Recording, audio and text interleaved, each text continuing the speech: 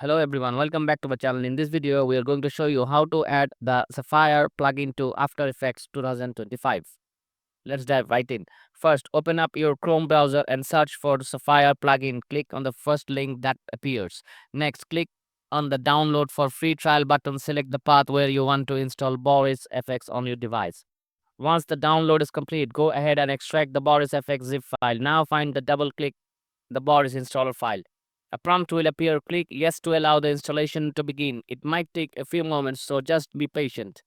After the installation is done, the Sapphire prompt will pop up.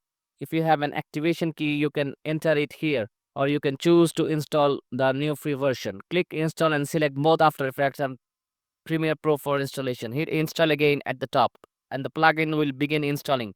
This may take a little while. Once the installation finishes, open Adobe After Effects. On the left panel, click on Effects and Presets. You should now see the Sapphire plugin available for use.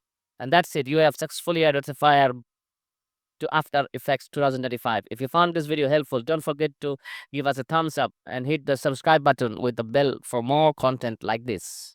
Thanks for watching, and I'll see you in the next one.